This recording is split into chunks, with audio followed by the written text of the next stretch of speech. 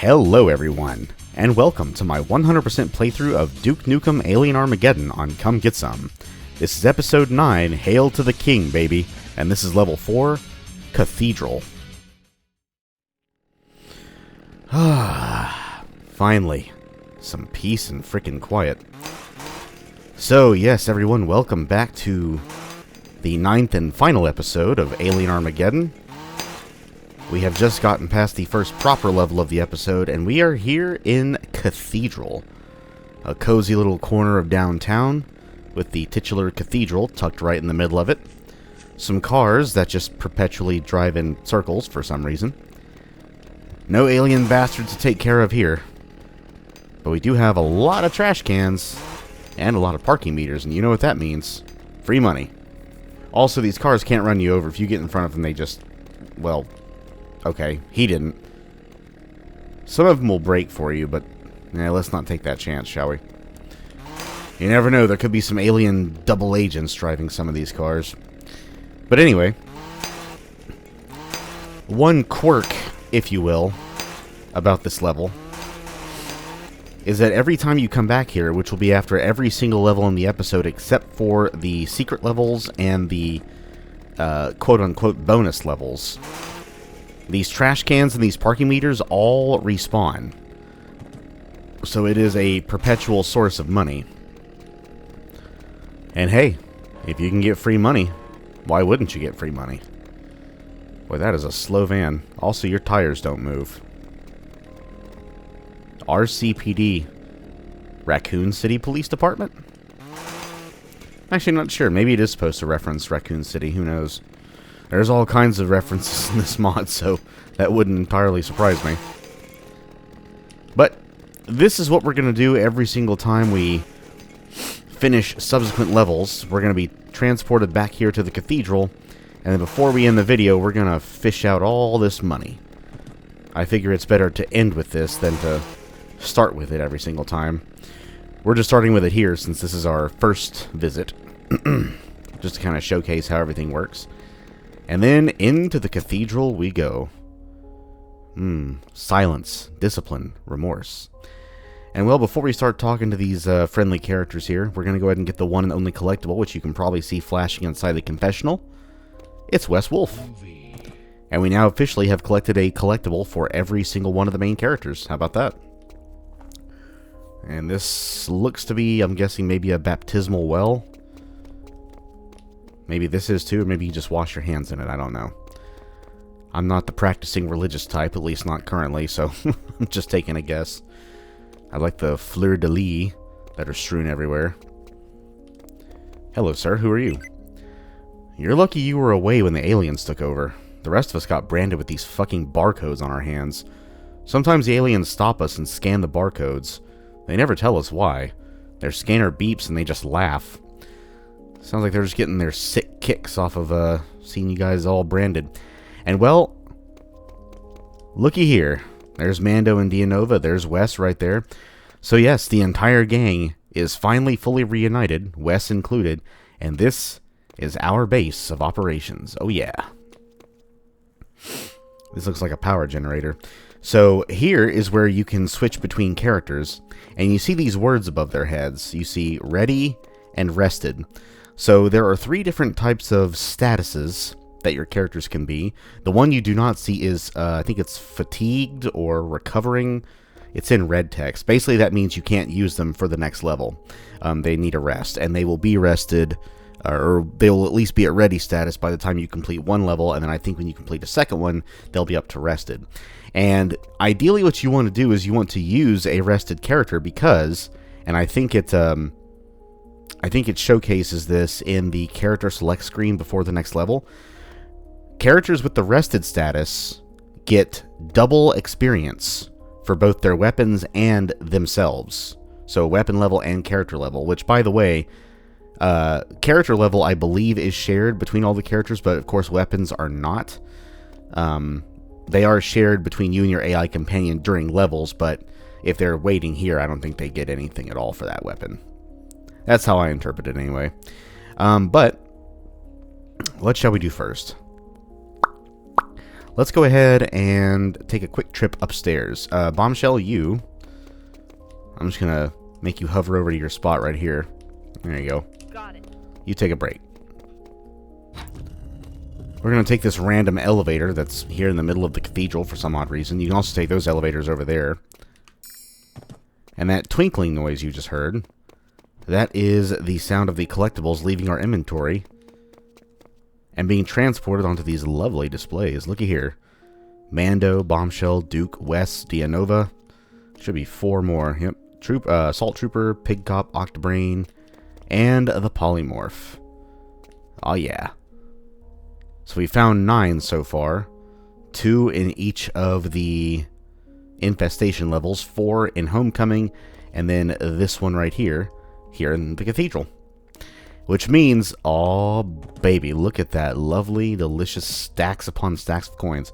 So like I said previously, every single collectible you turn into that mysterious character over there who is phasing in and out of existence nets you 3,000 credits. Dollars, whatever you want to call them. And right now we have 4,343. Well, 3,000 times 9 is 27,000, which means we should have, if my math is not wrong, 31,343 coins by the time you pick all these up. And that's exactly how much we have. Oh, look at that. We're rich. Anyway, who are you, kind sir? Welcome to the Reliquary. I'm a visitor myself, and as you can see, I'm not all here. I'll get to the point. You need coin, and I need my relics. They were scattered around your region of space-time due to a mishap. Any relics you have recovered will be returned here the moment you enter, and rewards for them will be furnished. That is all. Axon, huh? Well, thank you for the money. So yes, Axon here is a character from a different build engine mod that I believe was finished a few years ago called Demon Throne. And I think in terms of quote-unquote canon is once Alien Armageddon finishes, Duke then continues his adventures, and then Demon Throne picks up, and Axon plays a much more major role in that mod. I have never played it, but I've heard good things about it, so I might check it out here in the near future. But that will be for then. This is for now. We have all of our 9 collectibles turned into this here Reliquary. And by the way, you can just jump down here. You will take no fall damage. And, well, let's go ahead and talk to the rest of these characters before we go to the shops. And I think we will start... Well, let's bring this back down first. Don't want nothing suspicious poking up. Also, this is an elevator as well, but we can't use it until after the next level, so there's no switch here to even use it at all. There's actually 3 different versions of this map. So this is the first, the first version. Version 2 is the one we'll visit after the next level, where the basement is accessible. And then version 3 is the version you visit on your very last visit. When a certain something in the basement is actually accessible. Anyway, let's talk to this gentleman right here.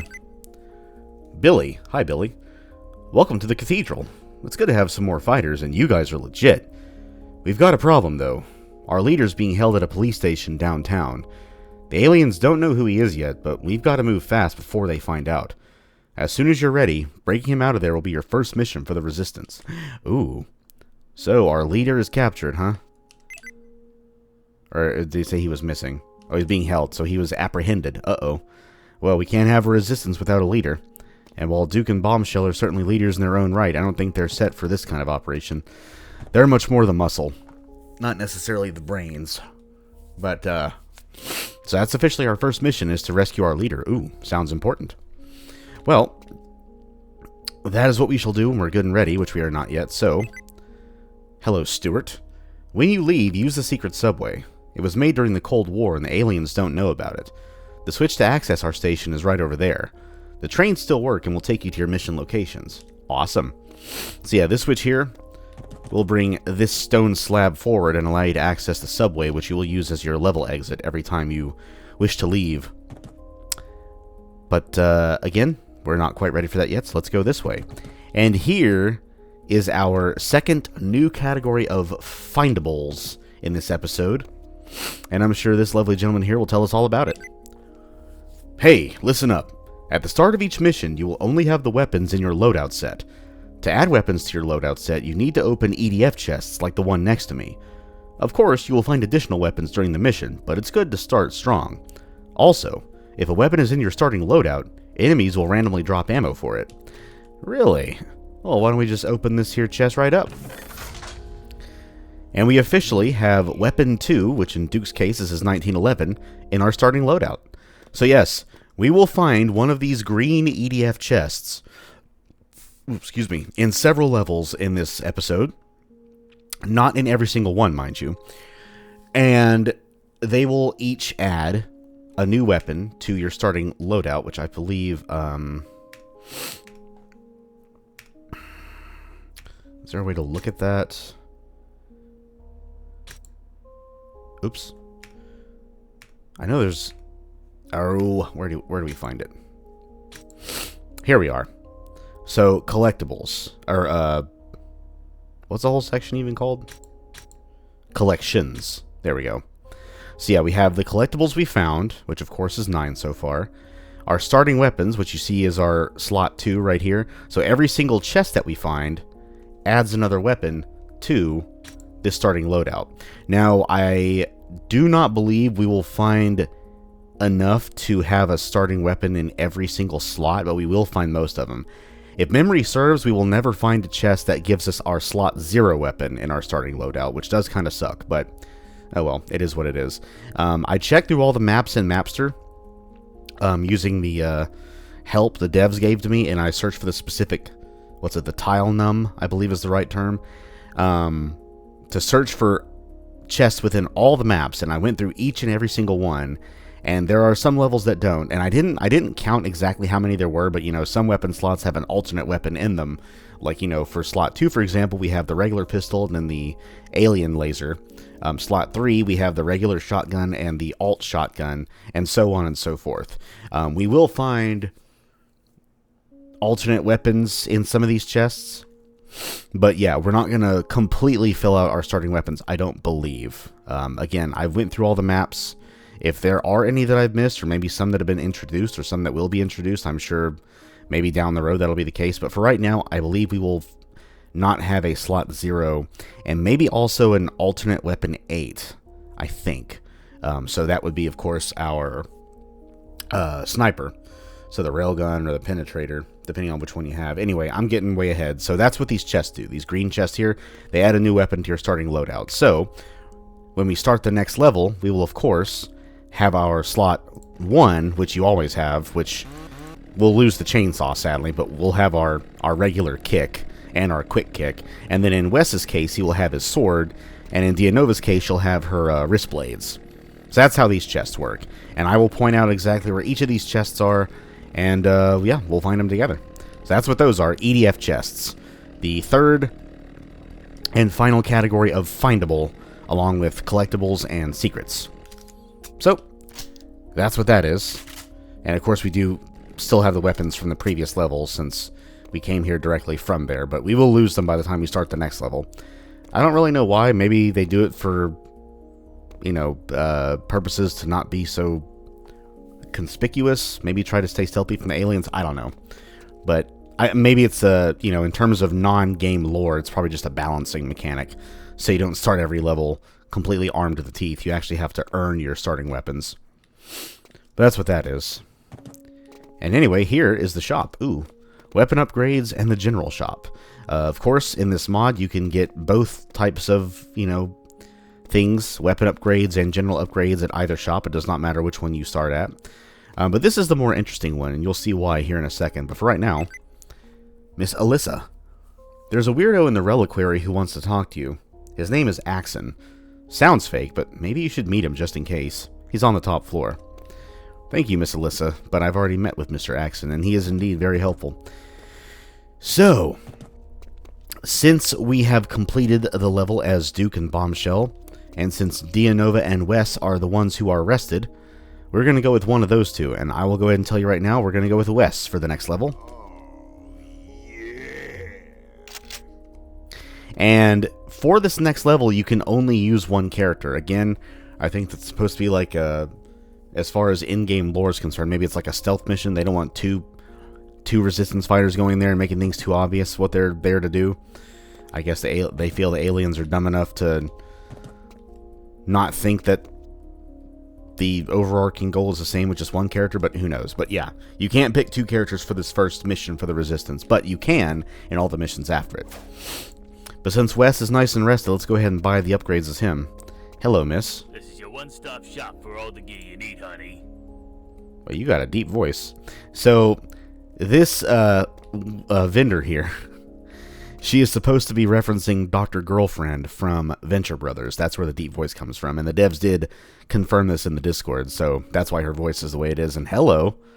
Hello. Where'd you get these? The Auto 9 from RoboCop? At least that's what that looks like. Samus's arm cannon? Or power beam? And that, I'm not entirely sure, but I think that's the pulse rifle from Aliens. Where'd you get all these? I want to use those. What do you got up there? Ooh. Oh, is that a Uzi? Is that the auto mag from Unreal? Man. Well, those gotta be sold out. Anyway. There ain't no problem. My gear can't solve. So, since we have plenty of money to do so, we're gonna go ahead and get EMT training first. Ooh, that looks good on you, honey. Spend all you got. What are you saving for? Christmas? And then the shields. Nice. And then we'll probably go ahead, even though we can't use more than one character in this next mission, we'll go ahead and buy the auto revive, because why not? I wish I could make it cheaper, but all the little kids, they gotta eat too, you know? Yeah, I hear ya. But yeah, we're decked out, and we pretty much have all of the perks that we immediately need. We will, of course, be getting EDF Rescue a bit later on for that extra dosage of second chance, along with our portable medkit. Friendly fire, or no friendly fire, rather. We will get that a bit later as well. I do want to get Duke's perk the next time we play as him, depending on what level we're playing in. Because I'm telling you, I mean, I think we've seen it in action before. You get some very good stuff with the Duke perk. Let's see here. We're not really going to bother with aimbot goggles at all. Might get the upgraded Holo Duke. Still thinking about that one. But in terms of non-weapon upgrades, I think I pretty much have all the ones that I want to start with. Obviously, the refillable medkit is number 1. That is tops. EMT training. We got the shields. Oh, yes. So, coin magnet. In this episode, you have coin magnet by default. You do not have to buy it. I forgot to point that out. Yeah, the first time I noticed that, I was like, oh, well, that's useful. Now, frankly, again, I think this perk should be something you have by default anyway, but hey, why split hairs, right? But yes, in this episode, and only in this episode, you have coin magnet by default. You may have already noticed that some of the coins were very easily obtained in the previous levels. Well, this is why. You have it on from the very beginning. But, yeah. I believe all of our most important non-weapon perks we have, so that means our next stop will be all the weapon upgrades. Which means Wes is going to be going in completely naked as far as weapon upgrades are concerned, but we'll be fine. We have his Vorpal sword here, so we're in no danger. But yeah, we're done for now. So, like I said before, what we're going to do after each subsequent level is obviously play the level, come back here, go around, you know, smashing up all the trash cans and the parking meters and all that stuff. Choose a new character, buy upgrades for that character, come down to the subway, and load the next level. And that is when we will be finished. So, let's go ahead and do that now. Why don't we? Before we do that, though, there's a reason I do that. You'll see why here in a minute. But yeah. Start next mission, Grave Danger. Ooh, sounds fun. Let's start it. Hell yeah! And since we hear Wes's voice, we gotta go with him. But as you can see, cannot add more heroes for this mission. And then, yeah, you see that? This character is well rested, giving them a 100 or a plus 100% bonus to... Oh, okay, it's just for weapons. I thought it was for weapon and character. I guess if they did it for weapon and character, that'd be a little bit too much, because your your max health would increase way too quickly. But yeah, it'll show you their status. So Duke, Bombshell, and Mando are normal. Wes and Dianova are rested. We're going to play as Dianova in the next mission, and we will team her up with Bombshell here for some of that girl power. But for right now, let's play as Wes and get things a-going. But, yeah, I didn't want that music to start. It's a very fun track. You'll hear what it is next time. But yeah, that's it. We're done. So that is the Cathedral. That is our sanctuary in between every mission. We'll go back there, like I said, after every one of these missions, except for the secret levels and the bonus levels in the second half of this episode. And I will explain to you exactly when that second half starts. And, yeah, not really much to explain about it. That is our base of operations. We, of course, have all the trash cans and parking meters that magically respawn for every visit. I kind of feel bad for the city workers who have to reinstall all that stuff, but hey, they know what they signed up for. But we also have the upgrade shop. We have the guy with the EDF chests, which we will find our first one properly here in this level here. Here in this level here, yes, exactly. But that first chest we found, that's to add our slot 2 to our starting loadout. And as you can see, yes, we no longer have all the previous weapons that we had from before. We just start with our slot 1, which we don't even have to find a chest for. We have that by default, because for all the other characters, it's just a kick. And not this quick kick either. Wes and Dianova just so happen to have a bladed weapon as their slot 1. But we do have slot 2. So if we left Cathedral without opening that chest, we would not even start with the pistol. We would just have the sword, as Wes. And yeah, oh, and also we have the Reliquary, where Axon is. That's where we will turn in all of our collectibles for 3,000 credits apiece. And yeah, that is your motivation for finding every single one of these collectibles, and why the episode goes so far as to show you via a pop-up prompt at the end of each map, hey, there's this many collectibles, and you may or may not have found them all. You might want to go searching for the others. So, yeah. In this episode, I'm going to point out how to find everything, not just secrets. So, secrets, collectibles, and EDF chests, at least in the levels where there are EDF chests. And I will make it as comprehensive as I possibly can. And, of course, just like collectibles, you want to find the EDF chest, otherwise you're going to start every new level kind of ill-prepared. You know, you're not going to have all the weapons that you might want. So, yeah. There is definitely a good level of motivation to find both the collectibles and the EDF chests in this episode, so that is precisely what we are going to do. But that was Cathedral, everyone. I hope you enjoyed it. I hope everyone has an awesome rest of their day. I'm out of here for now, and when we return, we officially get underway with our first mission for the Resistance. You might even say this episode gets started off properly with this level here, so we can find the leader of the Resistance and bring him back to the Cathedral where it's nice and safe, and we can finally put our plan of action into motion to counter this final last-ditch invasion effort from Emperor Brachus. I hate to call him an emperor. He sounds like he's rather illegitimate, but so we'll just call him Brachus. But as we already know, Brachus did not keep his promise to Duke and Bombshell. He decided to invade, or continue invading Earth anyway, even after capturing them, which was a bit of a genius play on his part, I do have to admit, no matter how sick to my stomach it might make me to admit that. But we will rescue our leader, we will get the plan of action set in motion, and we will turn the tide on this invasion force one final time. But that is way off in the distance. We can't really have a resistance without a leader, so that is of course our first mission, to rescue our leader, bring him back to the base of operations, and get things really going. So that is where we will start things off next time, ladies and gents. For right now, I'm out of here. You all stay safe and be well, and I will see you all next time for Grave Danger, our first mission for the Resistance, our first of many.